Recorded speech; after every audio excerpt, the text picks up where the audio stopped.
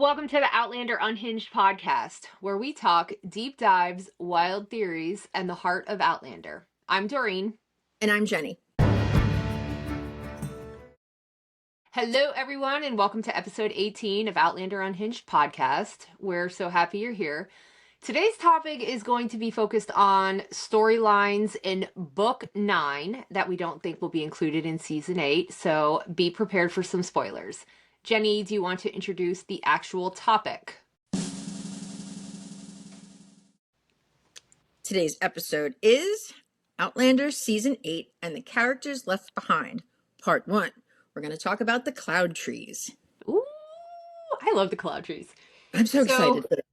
I am too. This episode, I think for us, I don't want to speak for both of us, but we kind of wanted to start this series to give insight to book characters and storylines that probably aren't going to make it into season 8. And for show watchers, you'll just never really learn about these characters, and that makes us feel sad. So we wanted to find a way to bring them to life for you. I don't think we've seen a casting for anyone but the Cunninghams, right? No, and it's funny because yesterday I was listening to Snow and Ashes, and I got to a part about Amy Higgins. And I wanted to look something up. So I'm Googling, I'm on that Outlander wiki page. I know it's not always accurate, but I forgot that she had been in season 6? And I was like, oh my God, is she coming back? And then I'm like, oh, you're an idiot. No. So yeah, we've seen nothing other than, what is it? Amaranthus, Lord John, the Cunninghams. And then we know Marcelly and Fergus are coming back. Yeah, I mean, that's it. I know that they said if it doesn't have to do with Claire and Jamie, it's going to be cut. I feel like this is has to do with Claire and Jamie. And yes, we will prove why by the end of this. Okay, so like Jenny said, today we're starting out with the Cloudtrees. If you want to read about them, they're in Book 9, starting in Chapter 54. I think we both reread the chapter to refresh ourselves, right? Yeah. Yes. Okay. So, the Cloudtrees are a mixed native family that live close to the ridge on Cherokee land. The chapter basically just starts out with Jamie and Claire back on the ridge in the new big house. Did you like the new big house in the clips for season 8? Do you think it looks accurate? What I pictured in my mind is completely different. Me too. Okay. Just we'll touch back to that. So anyways, Jamie and Claire, they're at the big house. They're woken up in the middle of the night by a young girl named Agnes looking for help for her mother, who she says is having a difficult birth. Jamie and Claire don't know the girl, but she says that she has heard about Claire being a healer and that's why she came. So Claire's a bit anxious. You know, they're crossing into Cherokee land. They arrive at the cottage and they meet Agnes's cranky ass stepfather and her mom, Susanna, who is delivering twin babies. Upon examination, Claire is able to determine, I think, that the babies were tangled and that she's going to need to have to perform a C-section. She leaves the decision up to the woman and she confirms to her, listen, you will likely die if I go ahead with this surgery, so it's up to you. And the woman says, yes, save the babies, not me. So right before Claire cuts into her, miraculously somehow the first baby comes out naturally and she's fine. The second baby comes out and she is born stillborn. Now, in this moment, Jamie and Claire are particularly obviously reminded of Faith. It's an emotional moment. And Claire takes the moment and she takes the baby and she's trying desperately to resuscitate her. And all of a sudden she starts having these flashes of remembering Roger talking about McEwen and this blue light healing power and about her being Faith by Master Raymond. Jamie puts his hand on Claire's shoulder and then she brings this child back to life using her blue light healing power. Now, after all this, they walk outside and Jamie and Claire are talking and Claire says to him, what color is my hair? And Jamie replies that it is the color of moonlight. So in a larger sense, Jenny and I, and we're going to dive into that, we really think this is the first moment that Claire is recognizing that her blue light healing power is an actual thing. So Jenny and I were talking about this before the episode, but a lot of people, when talking about this scene, didn't even necessarily think that this baby survived. And a lot of them thought that we didn't really think correctly in saying that Claire was using a blue light power. So right. I guess I kind of want to start with what stood out the most to you, where in that moment you thought, oh, this is Claire finally realizing she has power. What? Um, No doubt she saved this baby using that blue light, not conventional medicine. so things I wish I could do is remember what I thought the first time I read it. So now I've Mm. done 2 read throughs of Bees. One was recently. The first time was probably 2024, and I was in the car moving back and forth between here and Florida. So um, the reread today really sits differently with me than the read I did 2 months ago. Do you want to go into that here, or do you want to go into a different question? I want to go into that here. Yeah. Okay. I mean, the thing So, is I what I'm trying to accomplish, and I think maybe this is a good point for us to talk about what this podcast is for us.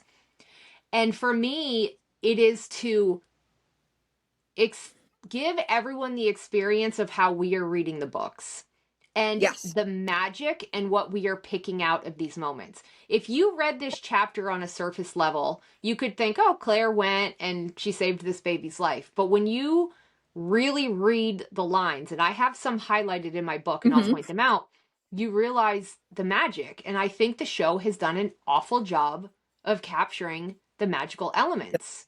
And I Agreed. think for us, this podcast is for us to tell people this is magic. Right. Right. So, yeah. And it's interesting because I still, when you're thinking about the show and the book in general, we are still in a book that is considered science fiction. I guess romance fiction, romance science Romanticy. fiction. Yeah. Um, so re-listening to it for this episode, the things that stuck out with me, when she delivers the first baby, everything is fine. The second baby comes and it's breached. So there's one foot hanging out. And Claire sees that the leg is blue. And she says to herself, the baby's died. And here's what I took away from listening to it yesterday. That's odd to me that someone who goes so over the top with trying to bring people back, that she made a decision right at that moment to determine the baby was dead. And I thought that was interesting. So the baby gets delivered, hands the baby over to Jamie. She's still dealing with mom. She's telling, what's the daughter's name again? Agnes. Agnes, I need you to massage your mom's belly. We have to get the placenta out. There's things that she's still doing to help the mother. And I feel like in that moment, like again, perfect world, you'd have everybody who knows exactly what to do in that moment. She handed the baby, I guess, was it to Jamie at that moment? Yeah, I think so. Yes, And yeah, I do yeah. remember him kneeling at the hearth, baby To on the keep the floor. baby And warm. Yes. yeah. So this is what I took away today. She catches Jamie's eye. He's crying. They're both thinking in that moment about faith. And then she has the baby in her hand. So after giving birth, like, especially to a baby that's blue, you would rub the baby. You would try to get like some sort of life. I don't know that. I found it odd that she immediately decided that the baby wasn't viable and handed it off. Now, she gets the baby back, and I had to go back and listen to the whole episode the chapter with Roger and McEwen. And then I went down a whole freaking rabbit hole. So here's what I think is happening in this reread. I think there's a collective consciousness happening. And what she's describing is her hand on the baby's back. Now, CPR is not done on the back. Obviously, it's done on the chest. Pediatric CPR wasn't a thing until like a formal thing until the 80s. Claire did probably get taught CPR in medical school because we see her performing mouth to mouth on Amy Higgins' son. He Yeah. gets kind of overdosed with ether. She, gives him mouth to mouth. He comes back. So I found it odd that she didn't do that immediately for the baby. CPR was still done, but there weren't guidelines in place specifically for a baby. But do you think Go that it ahead. was because of her own trauma and that she was worried Yes. about not saving the mother and getting the placenta out and having a Yes, I think situation where the mother dies? Yep, I think there's a whole bunch of things going on in that moment. Not enough help.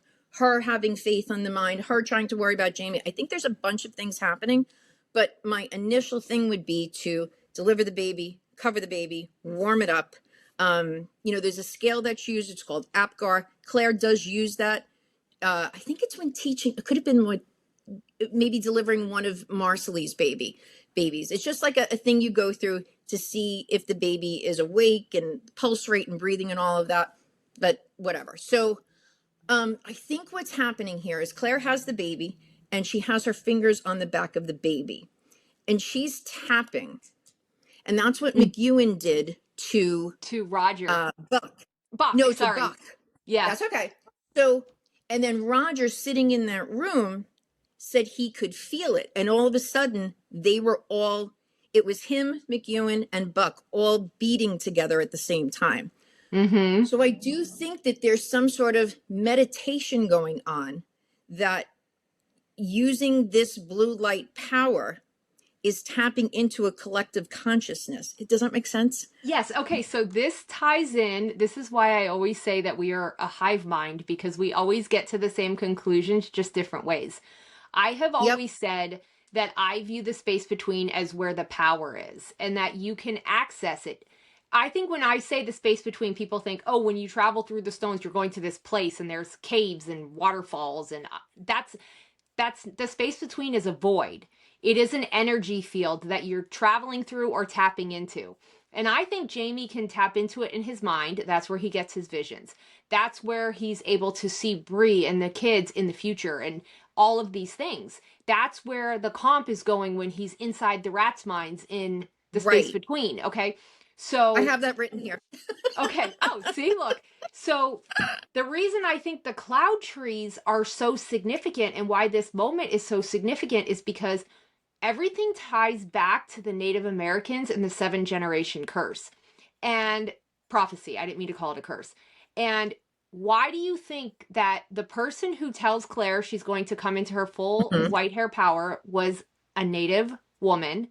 And the first time Claire recognizes and is able to tap in and fully use her blue light healing power is when she is healing the next generation of Native children. Okay? Right. So you have to wonder if this power is tied to that. Why did Master Raymond help all of the Montauk groups travel? There is a bigger connection than just, we're studying the Revolutionary War and the Civil War and slavery and the Native Americans and indigenous cultures. There's so much more going on because all of the magic of the land is tied to indigenous people. And that's true in full, not just in this fictional world.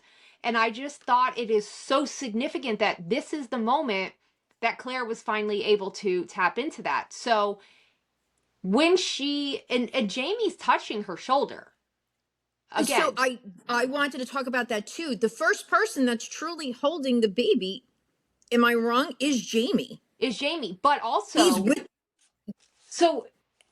I think there's a transfer of power, and I know that that's where you're going. So I think the two of them touching and him specifically being with the baby before she takes it back from him, I do think that there's a reason for that. When he gives her back the baby, he puts his hand on her shoulder. So the first time we see, I call them amplifiers, and I think it's a collective.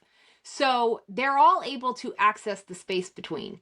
And I think the closer that Jamie is getting to having a blue aura and him being changed and resurrected into something different is his powers becoming stronger and him and Claire's powers becoming stronger together. Because if again, they're an example of, in quantum physics, I've talked to you about quantum entanglement and them being two particles that are drawn together.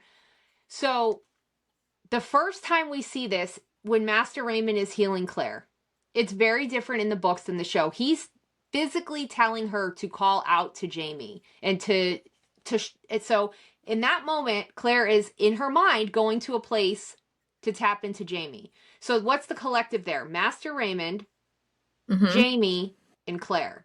Okay?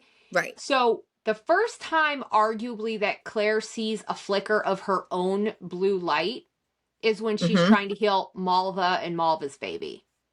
But there's no one else there with her for her to tap into. Okay. I actually have that written. Okay, so then when the what you just brought up with McEwen and Roger, Mm-hmm. you've got three powerful travelers. You've got McEwen, Roger, and you've got Buck. Buck. I don't know why I keep forgetting his name. So that's three people. So that's another three collective like you're talking Mm-hmm. about. All three people are able to access the space between. And that goes So, with the Trinity. So not to throw in the religious part, yes. but is that where she's going? I don't know because then when you get to this scene, so we've got Jamie and Claire. Who's the Mm-hmm. third? Who's the third? So I here's don't. the thing. I just thought of this as you were talking about it. Is it a coincidence that it's a girl and it's Faith? And what do they name? What do they name the baby? Do I we don't know? know. I I can't really don't remember. know. I don't remember I'm gonna have because to look that up. even when All Agnes right, I'm comes back thinking. later, she just refers to her as Mhm. her sister. My sister has Okay, so grown. interesting though. But is there something to this conscious collectiveness, whatever you want to call it? Because again, I started to go back to that concept that I talked about with Dr. Wayne Dyer and getting in the gap. And I feel like in that moment, they were in the gap and they were meditating and it produced a blue light. Yes. And So I think it's Faith that is the third person in that. Now I know she's not there physically, but is that bond that strong? well, okay, so also in this book, and we're going to do an entire episode on this character, so we're not going to expand on it too far here. But there is a character that is, again, a Mohawk elder, and he is referred to as the Sachem. Mm-hmm. And he says that Claire has a ghost, baby Faith, traveling with her. So maybe in the moments that Claire needs that, she can tap into Faith She as could pull well. from it. So Right. does that have, could it be that in season 7 with this whole thing that with Faith, now it doesn't happen that way in the books, but do you think there's maybe some sort of a connection there that they're trying to make, No, I don't see the show. being If that the smart? show is going to tap into the magic, they would have had to start a long time ago. And I Yes, realized agreed. they weren't going to when they. So, for those who have not read the book, in season 7, when you see Buck and Roger travel back Mhm. and he develops that heart condition, they go to see Galus. In the show, they go to visit a doctor. I mean, in the No, books, you got they it go to, backwards. yeah, in the book, they go to visit a Dr. McEwen who tells Mm-hmm. Roger that he is a time traveler. He left his family. He's a healer. He has the blue light. And that's the moment Jenny was talking about, that he's trying to regulate Buck's heartbeat, and they're all in this collective and they can all feel the same heartbeat. And this is very relevant too, because in book 9, Brianna develops an arrhythmia as well, and she cannot get her heartbeat. And I'm very interested to see how that's going to be handled. And That's interesting. I know that's a I'm parallel not. that we can dig into, but so okay. So then again, later in this book, Jamie goes up in King's Mountain, arguably dies, and there's three people.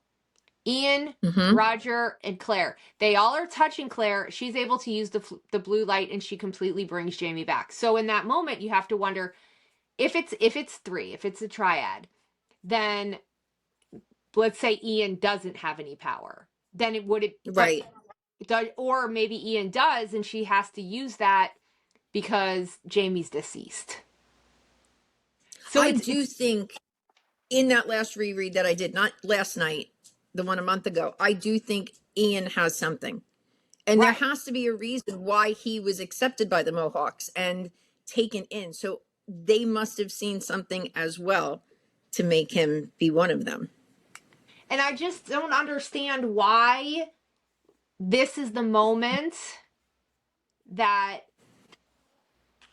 Claire comes into recognizing her power. I don't think she comes into her full power until King's Mountain, but I think Right. this is the Agreed. first stage where she actually is recognizing it and she Mm-hmm. physically sees it. And there's a line in the book. Let me read this to you. Hold on. And it says she's talking about the heartbeat, knowledge of life. She's tapping, and then all of a sudden she thinks of Malva. That's interesting.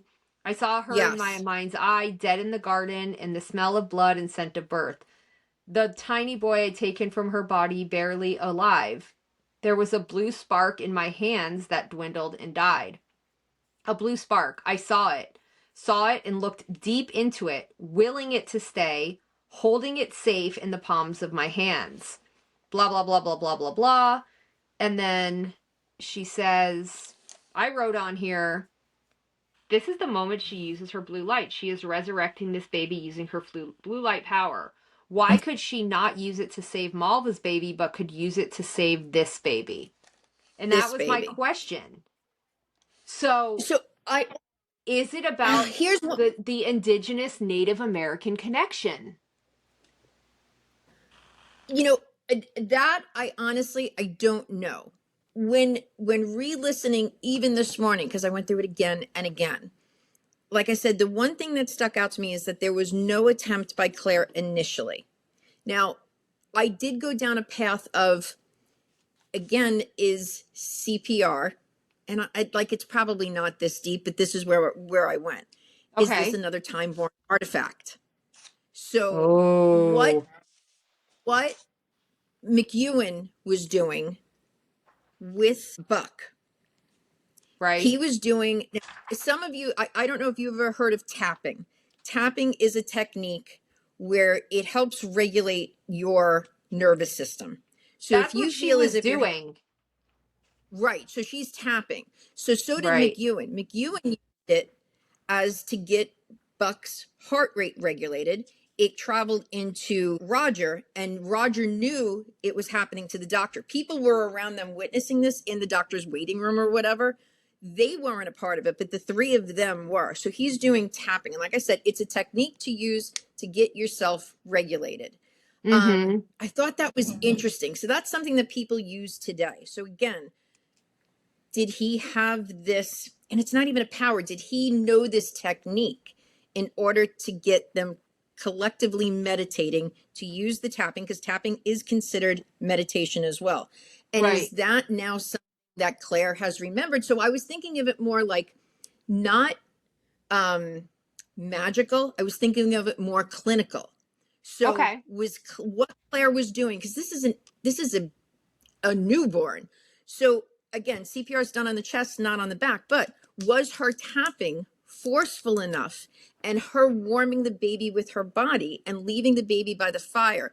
Would that have been enough for the baby to be stimulated and awake? Like I said, this scale, Mm. it's called an APGAR. It's appearance, it's pulse, it's grimace, it's airway, and it's respirations. I had to look it up. It's been years since I've used it, but I it's just a just way to immediately, you don't think so? It's just a no. route I went down. I mean, It, I, it I, I mean, I think that when she says you could be onto something because she says my finger tapping slow and sure. yes.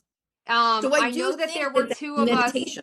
She said, in some enormity of time, I knew that there were two of us in that sound, a sharing of the beat of a heart, the knowledge of Right. life, my finger tapping slow and sure. So I almost looked at it because she says right before it, there were more sounds in the room now, soft voices, Mhm. crackling log. Jamie's hand solid on my shoulder. I heard it all and Yep. felt it all, but it was removed from me, happening in another world. All I Hmm.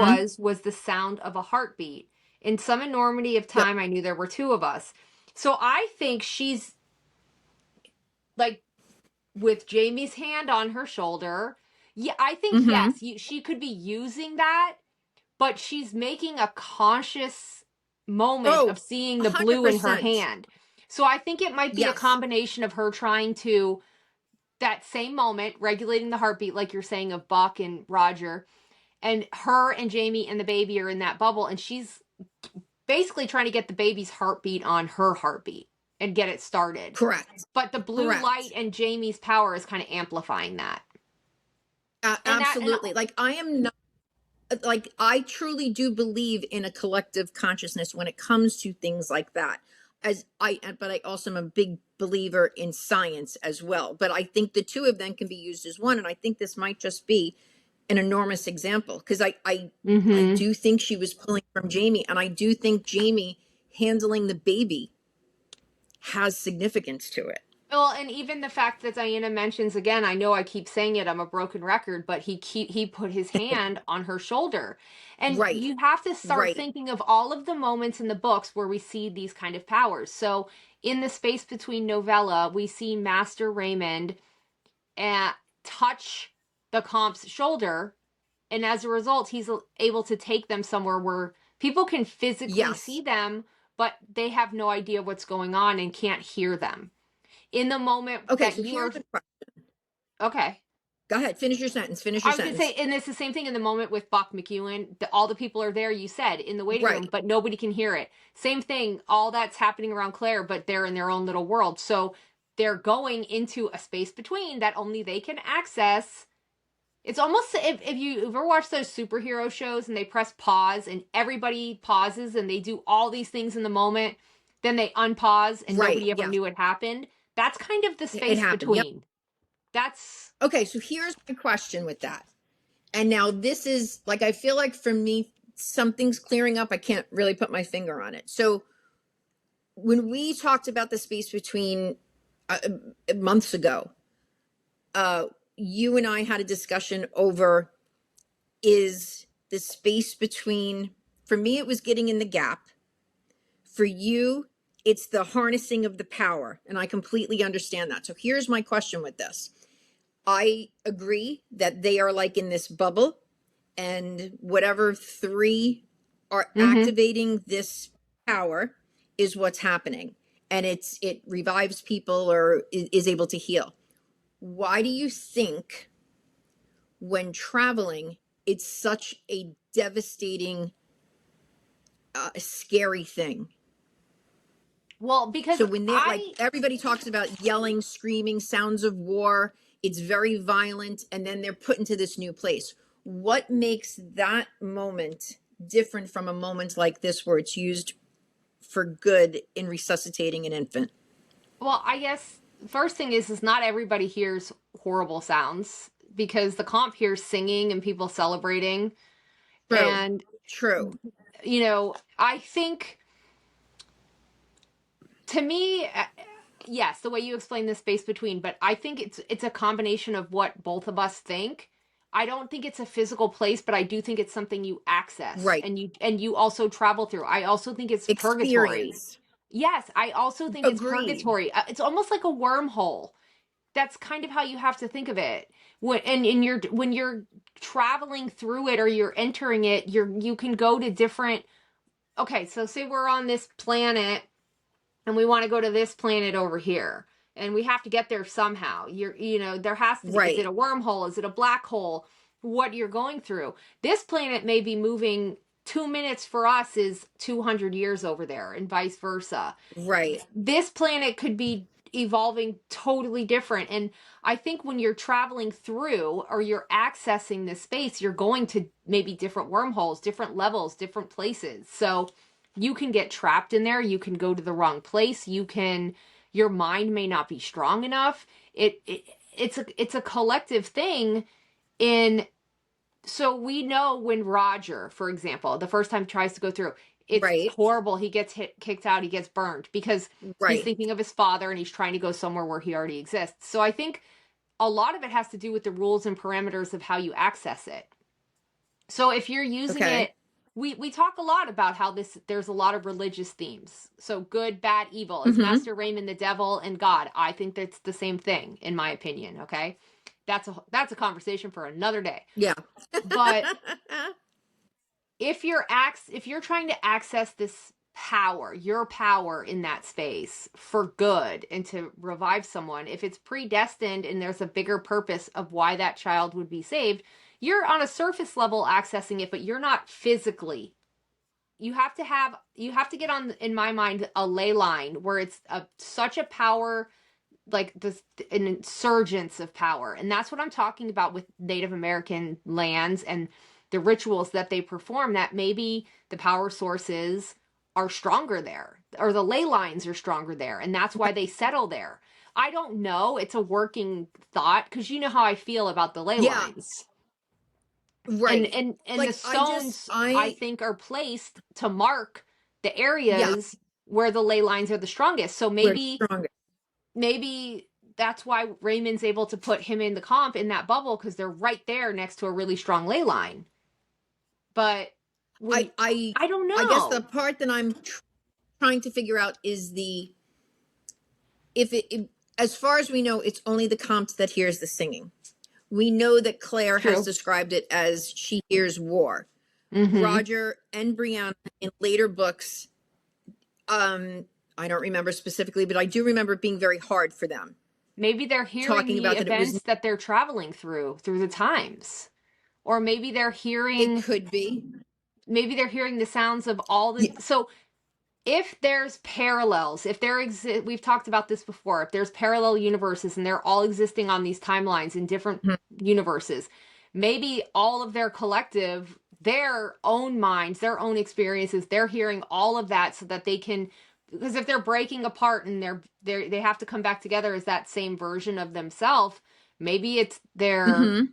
experiences that they've been through. Like if Claire has traveled so many times, maybe she's hearing all of her other experiences. Maybe she's hearing other people Right. trapped there. I don't know.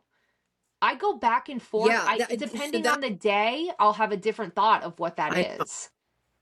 I told you, like from the first time reading these, this is now the third time reading this specific storyline, like in like really concentrating. And Mm-hmm. I could go very clinical with what's happening here, but I also do understand that there is this collective consciousness with the story with Roger and Buck and with Jamie and Claire and the baby here. And again, I can't put my Yeah. finger on what this the separation is for me and how to process like the space between and traveling versus the space between where I see as meditation. Yeah, but So I it's don't kind of I the have to same. work on that. It's kind of the same thing. It's just it's not a physical form. So, for example, everyone always says Jamie's not a time traveler, but I think Jamie's a time traveler. Not in the sense that his physical form goes to other Right. places, but we see him go to sleep. And then, and by the way, quantum physics believes that when you go to sleep, you are going to another version of yourself in a parallel universe. Okay. They're proving that. Okay. Okay. I know everybody is so sick of hearing me talk about quantum physics, but I'm obsessed with it. But Jamie goes to sleep and he is able to have a vision of Jemmy and Mandy at Right. Lallybroch way, way, way, way, way in the future. What would you call that? He's Right. accessing the space between, just not physically, just in his Right. mind. But mentally. Yeah. So I'm I don't interested to find I don't know. will she give an explanation for this? You know, is it something that she can explain? I I don't don't know. know. Like, So, okay. yeah. I think I've talked to you about this before. And one of the interesting things, so again about the Cloudtrees, just so everybody knows, they come back a couple more times in the book. Mm-hmm. And so there's the new, in season 8, there's this new person that's being introduced, Captain Cunningham. He's basically going to raise a militia against Mm-hmm. Jamie, and it's a whole thing. But when it's very interesting, because where Cunningham lives on the ridge is right next to all of the men that Jamie was in prison at Ardsmuir with, who would arguably be his Mm-hmm. most loyal men. And not one of them come to Jamie and tell him that this militia is being formed, whether they don't know or not. The person that comes during another violent birth, when Claire and Jamie are giving birth to I think the calf is breech, right? And it's a Yeah. whole thing. And Yep. the That's stepfather, a the Cloud theme though. Tree, yeah, he comes and he is the one who warns Jamie about Cunningham, and then he allows Jamie to write him a letter to take back to the tribal leader to have them side with Jamie and help him fight the rebellion. And then also their Right. daughter, Agnes, she gets pregnant with some, I don't even, do we even know which soldier? No, it's one of two soldiers. And, for the moments here, like, and this was just like a fleeting thought, I was like, what are its freaking Cunninghams? Like, I don't know. We And don't maybe know. that's why the mother was like, hey, with us, we don't know. Right. So, and then So, yeah. Elsbeth, who you guys will, is Captain Cunningham's mother. She has a very interesting relationship with Claire. So I'll be interested to see how season 8 plays that out. But they go back. There's a whole thing. He gets injured in a landslide. She decides to bring him back to Europe, and they bring Agnes Cloudtree, pregnant, back with them. Okay. So I've talked about this with Jenny before. We watched this show. It's Yellowstone 1923, 1883. I don't know if any of you have watched it. A very prevalent theme. Go ahead and say it, Spencer. Mhm. Spencer Dutton. I was just in my mind going back to Spencer. It's all good. If you have not seen it, all you have to do is like Google Spencer Dutton. Oh my God. Yeah, Welcome. that's all I'll say. For who's Just do Jamie yourself that. Fraser? That's all I'm going to say. So, but anyways, Exactly. one of the super prevalent things in that is a real life premonition, which is an indigenous Native American belief that there is something that is referred to as the 7 generations prophecy, that in 7 generations time the natives are going to have to rise back up and teach basically the white man how to take care of the land because they destroy the planet. That is an extremely vague Right. description of this prophecy. And I certainly am not trying to speak on behalf of Native American beliefs, so please know that I approach this with delicacy. So in 1883, that's where it starts. It's basically that the 7 generations of Native Americans, like as they're being born, it will be so that they can come back to the land. And the way that, spoiler alert, it all ends is that at the 7th generation, they get back the land from this family, the Duttons, is the Yellowstone family. So I started applying that and thinking about that with regards to Outlander because I went crazy and I learned all about this prophecy and I started thinking about the timelines and I'm like, this is the same period of time once we start getting in the 1800s. Yep. So what if the power of these children that are being born, like even Agnes's child, the baby that Claire saved, and Master Raymond helping the Montauk Five, what if all of this is leading to the 7 generation prophecy? I went crazy with that. No, look, So, here's the thing. Of all of the people that Master Raymond, of all of the things that happened in history, he chose these men to try to fix their path. He didn't choose like people that had been slaves. He didn't choose different moments in history. He didn't go back to World War II. He specifically chose these individuals to try to change. So I think it's absolutely onto something. right. And then again, when you start thinking, okay, why the first time Claire was able to walk with a ghost, was it Ottertooth and the Mm-hmm. message he gave her? Why the first time that she's able to use her blue light healing power, is it on the Cherokee land and she's saving a Cherokee baby? Why is the person that saves Jamie from the militia a Right. native? That Right. and if Claire hadn't, it's a chain of events, because if Claire hadn't saved the baby, do you think he would have felt any kind of loyalty to With come and tell no, Jamie? not at all. Not at all. And So then yeah, there's yeah, God. and then you start thinking about the Sachem, which I know we're going to do a separate episode on him, and he's telling Claire that Frank's walking with Jamie, Faith's walking with her, Ian's walking with Jenny. Again, that's interesting because that's 3 ghosts he's able to see, Right. and they're walking with them. So what does that all mean? I don't know. And I was sitting here and listening, but I was like, look, there's been multiple breech births through this series. Like one of Jenny's one Oh baby yeah. was breech. So we've got the calf that's breech. Now tell me if I'm wrong. The very first when Claire first gets to Castle Leoch, she also delivers a breech horse. Do you remember with old Alec and Jamie? She walks into the barn and Oh my gosh, that's right. her hands were so small she could fit inside, so she delivers. So this is like 4. So I looked up specifically Native American. And its spiritual significance. Birth is significant. Birth is a significant ceremony of passage from the spirit world to the physical world, and breech births can be seen as marking an extraordinary individual. Clearly, that's an extraordinary individual because the baby Yeah. lived. Strength and determination. Cultures associate breech babies with resilience and strong will, sometimes leading to roles as shamans, medicine people. What if this child is related to one of the Montauk Five? The child could be the start of the Montauk Five. That's what I'm What if it's saying. Ottertooth? It could be. We don't know. Let me see. That's what I'm saying is that there has to be a connection in What some do you remember? way to What tribe was he with? The father, Cherokee. Cherokee. All right, hold on. But his wife was not native. So Right. the children are mixed. So but again, Master Raymond is said to be everybody's ancestor.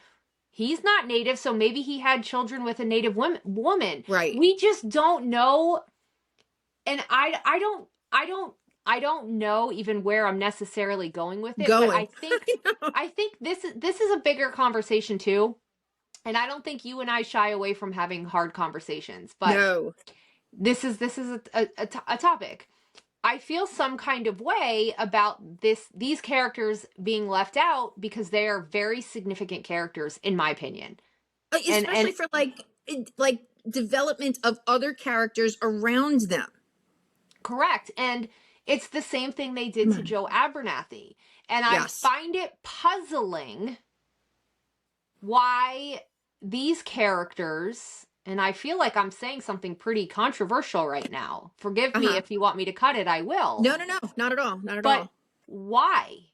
Why Right. did they cut a black character who had a huge role to play Right. and reduce And him his son. to and his son and reduce him because listen, there's huge aspects to them leaving him in charge of their house, their bank statement, all of these things. First of all, And that he's puts such him a in trustworthy. yes, but it puts him in a peculiarly what's the word? Peculiar. Peculiar. No, like in a precarious. Oh my gosh, I cannot say the word. Precarious. But precarious. Thank you. Way. At that time, leaving him in charge of all that, it could bring a lot of trouble to him. Where did they go? Why is there no trace of them? And you have all their money, their house, their bank accounts. Right. And especially with the funny buggers knowing that all of this, he's easy to find. Yes. So that bothered me. And then I started seeing a pattern. And then when I realized, okay, they're going to introduce Cunningham and Elsbeth, and they're going to introduce that home timeline. They're going to expect people to figure out that Mike Callahan and Ezekiel Richardson are the same person, but they're leaving out arguably one of the most important native storylines, which I know this seems like one chapter and it's so insignificant, but it's not, because this is where Claire comes into her power. Right. And then this is the man who arguably saves Jamie's life and warns him about the militia. All right, so here's a thought.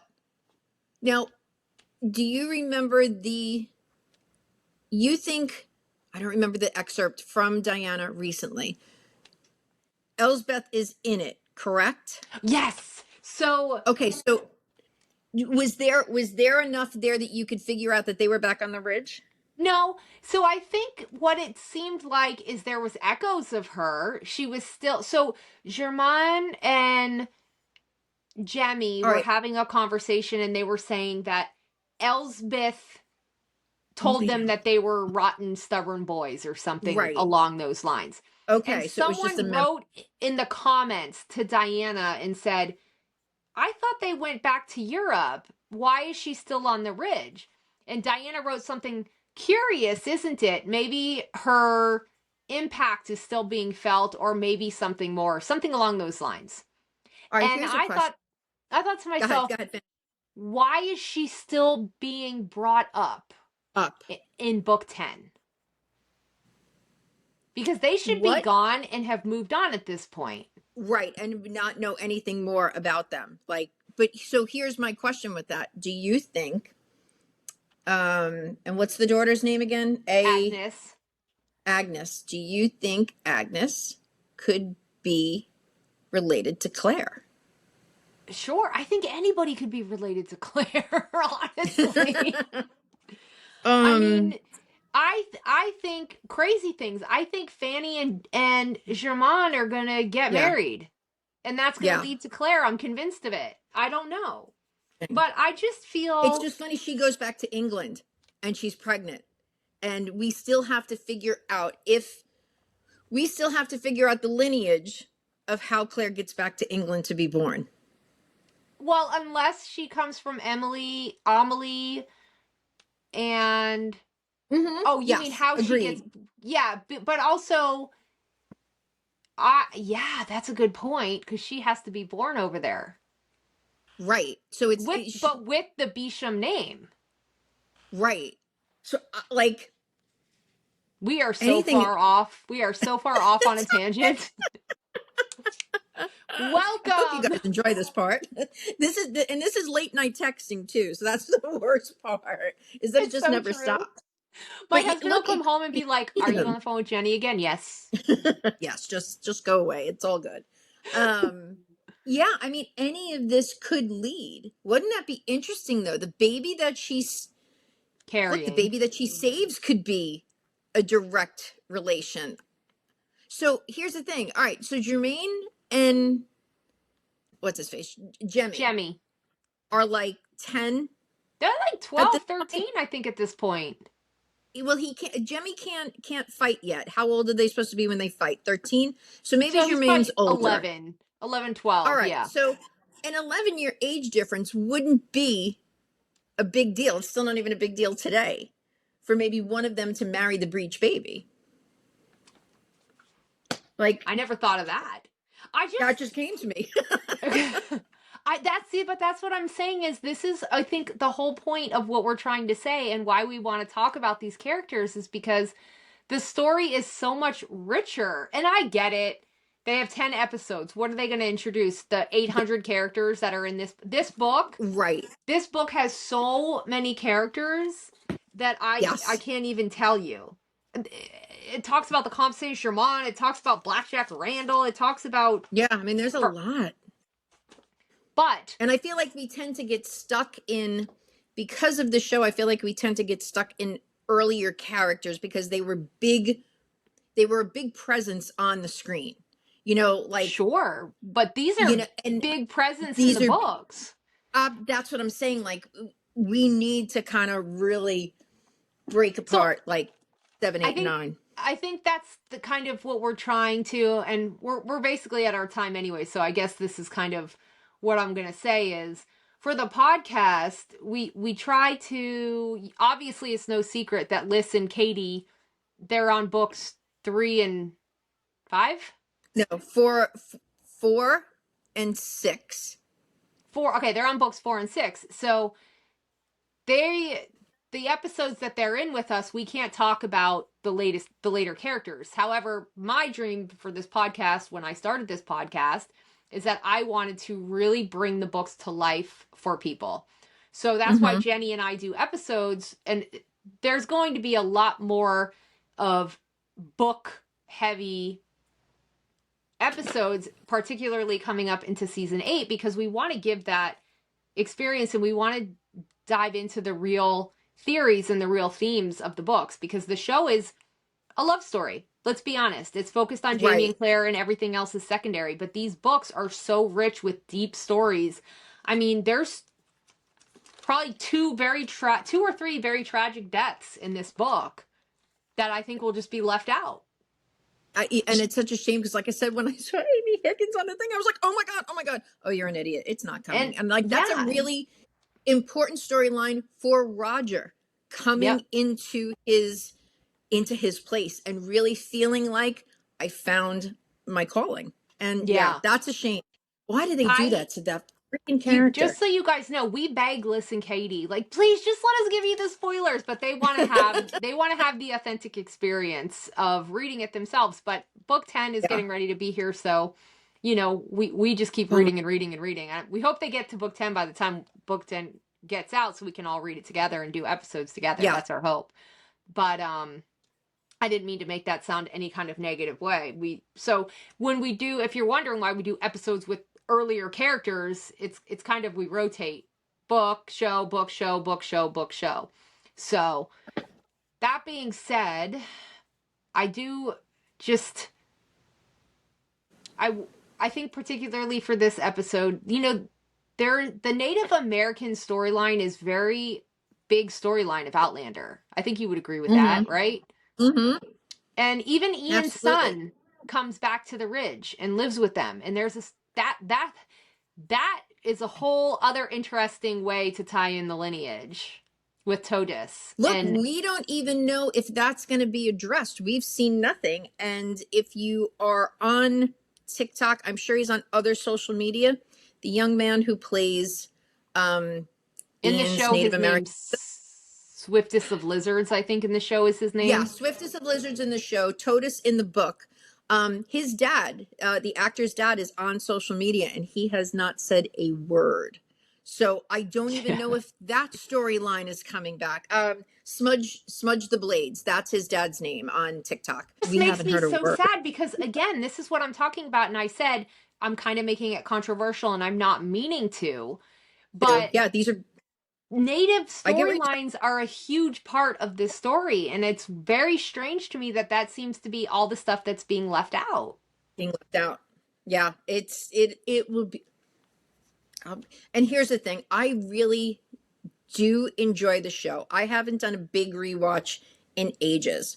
I can remember watching season 1 and just being like, this is such a good show. This is so Agree. good. Season 1 was truly magical, and it's where everybody gets sucked in. At this moment, I have a very hard time getting past season 1, episode 1, because that's where it all begins. And that's where you start feeling that connection. As we're going forward and as we're seeing more writing and graphics introduced with AI, I think it's becoming problematic and it's dumbing things down. Yeah. And it's a big concern for me. Well, off topic, but on topic, the guy that I talk about, Dr. Wayne Dyer, I had a CD. It could be in my storage unit. I don't know. I found the book in the house. I was like, oh my God, maybe I can find the CD. Couldn't find it. Went on Amazon to see if I could order a book.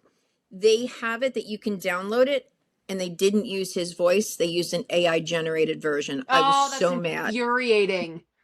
So mad. This man, like, look him up. He's really great. He died a few years ago, broke my heart. But yeah, this is becoming problematic. And I do think that they're kind of using some of it for writing. And we're both going into this last season kind of like holding our breath, hoping for the best, but not expecting a whole lot at this point. So True. we'll see what happens.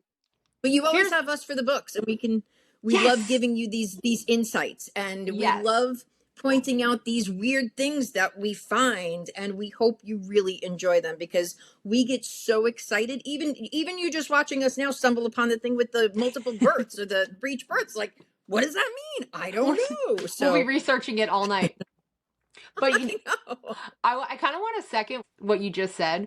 So for all of you listeners who may not know this, and I don't ever talk about my personal life, but here we go. I am an environmental engineer. That is what I do for a living. I quite literally study the environment and I build green facilities, green buildings. That's my whole job. Please, for the love of God, stop using AI. On top of the environmental impacts, it is also just destroying our intelligence. And I think this is a bigger conversation. I too love the Outlander show. It made me fall in love with Outlander. I had never heard of the Battle of Culloden before I read the books. It's not something we learned in the American schools.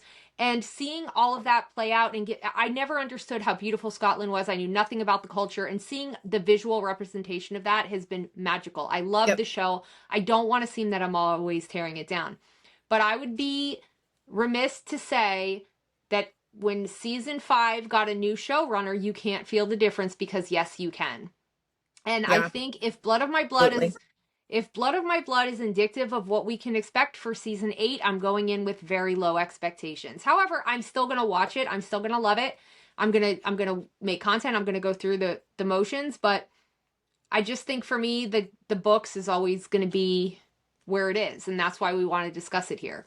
And that's just the way it And look, is. the amount of stuff that we have picked out within the last, since starting this podcast, just think about the amount of work this woman has put into these books. And I feel it's never a pressure for us to be like, you have to read the books. We're not that way. No. This is why we like talking about it, because there's so much in these books and she's put such effort into it to entertain and educate that we don't want you to miss out on one little bit that we can find and give to you. So this is a whole lot of fun for us. That was a perfect way to explain it. Yeah.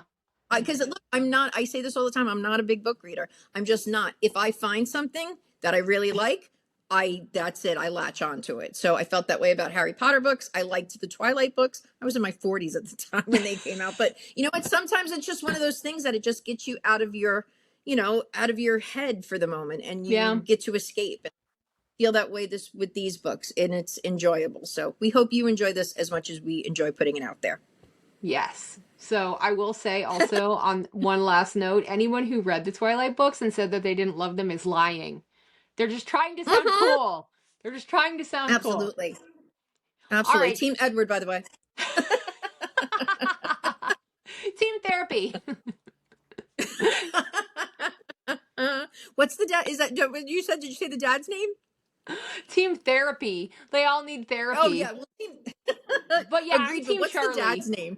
Charlie. Team Charlie. Yes. At this age, I really should be Team Charlie. So we'll go I am with that. Team Charlie. I am Team Charlie. So I think we're at our time for today. Thank you guys so much for tuning in. Thanks so much for listening to us. We really enjoyed this episode. And don't forget, if you're not following us, we are on YouTube, TikTok as Outlander Unhinged. Do we have a Instagram for Outlander Unhinged as well? We do. Okay. So follow us there. You can find all of our socials under our same names, which is I'm the Gen X Quilt Co. Doreen's Place 2, correct? Correct. I don't want to forget the 2. And then we've got Listen Katie, Dinafash Sassenach, and Katie is at Katie J. And we're the same names on all of our social medias. Sorry, that was really long, but that's okay. We wanted to get it out there. We love hearing from everybody. Absolutely. So until next time, stay Outlander Unhinged.